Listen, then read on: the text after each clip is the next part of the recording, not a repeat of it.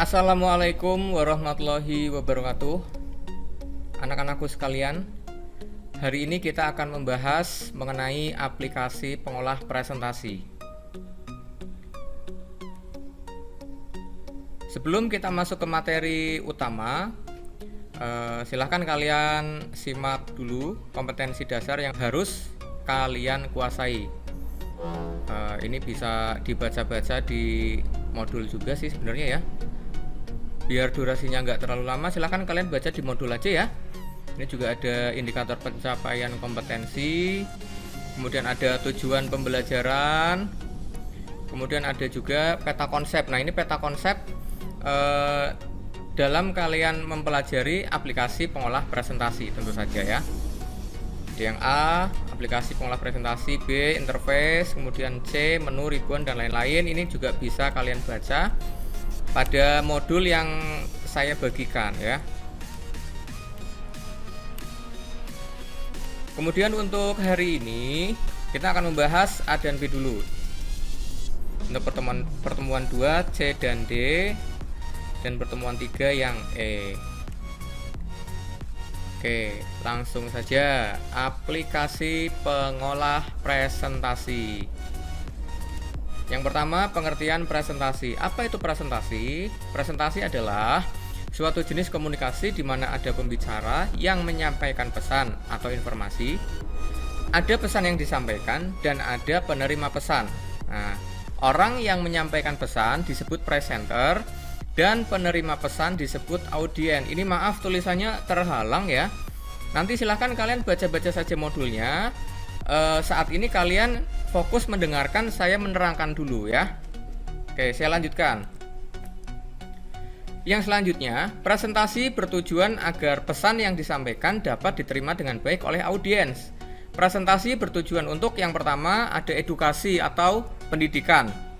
Nah, contoh presentasi yang bertujuan untuk edukasi atau pendidikan adalah yang sekarang saya lakukan ya. Saya ini sedang mempresentasikan tentang aplikasi pengolah presentasi.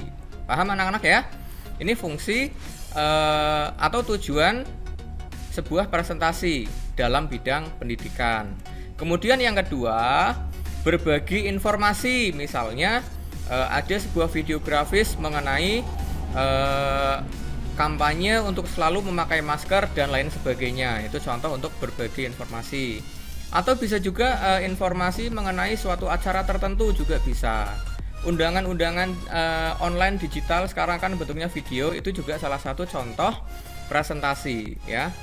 Kemudian yang ketiga untuk mempengaruhi, tentu saja untuk mempengaruhi audien. Kemudian yang selanjutnya, cara melakukan presentasi ada beberapa macam anak-anak. Ada oral ya. Orang zaman dulu melakukan presentasi itu hanya dengan berbicara saja ya. Oral, menggunakan mulut, jadi hanya berbicara. Presentasi jenis ini menjadi kurang menarik ketika yang memberi presentasi itu kurang bisa menyampaikan apa yang menjadi gagasannya. Gagasan apa yang ada di pikirannya, kemudian dia tidak bisa menyampaikan, ini akan menjadi kurang menarik. Nah, berkembang seiring dengan kemajuan teknologi, sekarang presentasi itu bentuknya visual ya. Bisa menggunakan gambar, video, kemudian campuran gambar atau video, ada juga klip-klip, kemudian ada tabel, diagram, dan lain sebagainya. Kemudian yang ketiga, menggunakan teks. Nah, presentasi jenis ini biasanya selebaran-selebaran ya, itu juga contoh presentasi sebetulnya. Kemudian yang selanjutnya, pengenalan aplikasi pengolah presentasi. Apa itu aplikasi pengolah presentasi? Suatu aplikasi yang digunakan untuk membuat file presentasi. Nah, file presentasi itu ya yang sekarang kalian tonton ini contohnya ya. Ini saya membuatnya menggunakan Microsoft PowerPoint.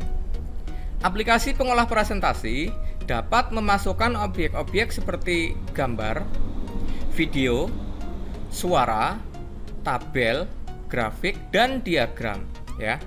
Jadi informasi yang dihasilkan atau informasi yang disampaikan itu menjadi lebih menarik. Contohnya banyak ya, banyak contohnya. Kayak misalnya informasi-informasi grafik tentang kependudukan dan lain sebagainya. Kemudian yang selanjutnya dikutip dari situs Wikipedia bahwa aplikasi presentasi memiliki 3 fungsi utama, yaitu 1. Sebagai penyunting naskah dan menghiasnya. Biar apa? Biar menarik, biar orang mau mendengarkan informasi tersebut. Yang kedua, sebuah cara untuk memasukkan dan memanipulasi grafis. Iya, contohnya kalian bisa melihat video saya di bawah presentasi yang sedang berjalan. Ini dimanipulasi grafisnya. Kemudian yang ketiga, menyajikannya dengan cara sistem slideshow atau salindia. Nah, bahasa Indonesianya slideshow itu salindia ya. Oke, kita lanjutkan. Yang ketiga, macam-macam aplikasi pengolah presentasi. Nah, ini banyak sekali di dunia ini. Di dunia ini.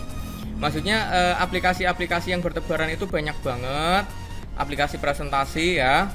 Ada yang online, ada juga yang offline. Nah, contoh yang online ini ada Google. Dari Google itu membuat aplikasi layanan untuk membuat presentasi namanya Google Slide. Kemudian dari Office 365 versi A1 ini namanya Sway.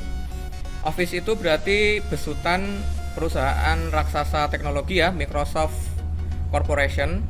Kemudian ada slides.com, visme.co. Kemudian ada juga Microsoft 365 namanya PowerPoint juga. Kemudian ada Office 365 yang versi A3 dan A6 namanya juga sama Sway. Kemudian ini yang offline anak-anak. Oh ya, sebelum masuk ke yang offline, yang online dulu. Yang online itu berarti kita tidak perlu menginstalkan aplikasi tersebut ke komputer kita ya.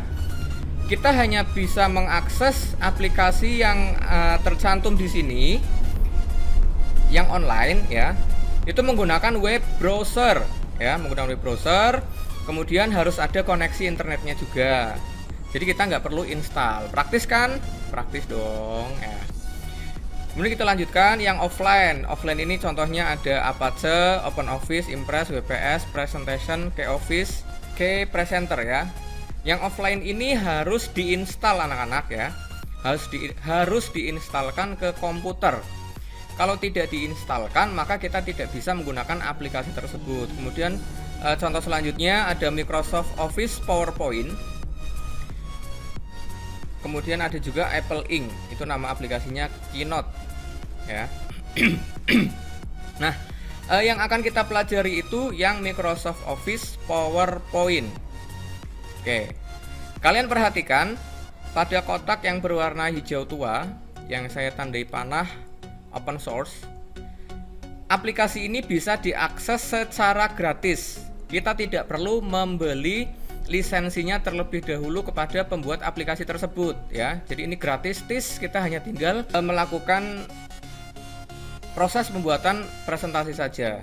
Kemudian yang selanjutnya aplikasi yang di kotak warna emping, ya, emping apa ungu ini, pokoknya ya antara emping sama ungu ya. Itu closed source, artinya jika kita akan memanfaatkan aplikasi pembuat presentasi yang ada di kotak emping itu, maka harus membeli lisensi dulu ya. Bisa membeli lisensi. Kalau yang online itu biasanya biaya bulanan, tapi kalau yang offline itu dibeli pada saat pertama kali membeli saja. Setelah itu tinggal diinstalkan, kemudian bisa dipakai selamanya, selama nggak ada masalah pada komputer kita. Loh Pak, aplikasi yang akan kita gunakan itu kan Microsoft Office PowerPoint, itu kan closed source. Berarti kita harus membayar ya? Enggak, tenang saja anak-anak. SMP Negeri 1 Malang sudah punya aplikasi Microsoft Office PowerPoint yang legal, yang sudah bayar ya. Jadi kita sudah beli lisensinya. Jadi ini orisinil, asli. Karena kita sudah membayar lisensinya. Nah, ini contoh potongan lisensi yang kita dapatkan dari Microsoft Corporation melalui PT Bhinneka Mentari Dimensi ya. Nah, aplikasi Microsoft PowerPoint yang akan kita gunakan ini yang versi 2019 anak-anak ya, yang terbaru. Next. Yang kedua, yang B ya, interface atau antarmuka Microsoft PowerPoint. Nah, sebelum kalian mempelajari antarmuka atau interface Microsoft PowerPoint, kalian harus tahu dulu cara membukanya ya. Cara membukanya itu seperti ini anak-anak. Yang pertama, klik Start. Setelah itu klik aplikasi Microsoft PowerPoint. Kemudian tunggu saja prosesnya sampai nanti akan menampilkan antarmuka atau interface awal ya. Seperti apa penampakan Seperti apa antarmuka aplikasi Microsoft PowerPoint ini? Nah, bisa kalian lihat tampilan antarmukanya. Ada toolbar-toolbar dan menu-menu.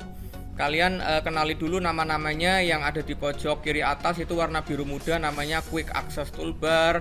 Kemudian yang saya kotaki hijau itu namanya Title Bar. Kemudian barisan kata-kata mulai dari file, home, insert, design dan lain-lain itu namanya menu bar. Kemudian yang di pojok kanan atas yang saya lingkari warna putih itu minimize, restore dan close button. Itu nanti akan kita pelajari di pertemuan yang selanjutnya ya. Pertemuan yang pertama ini sampai di sini dulu anak-anak ya. Pertemuan pertama sudah selesai. Jangan lupa tugasnya dikerjakan. Oke? Tetap semangat. Saya akhiri, wassalamualaikum warahmatullahi wabarakatuh.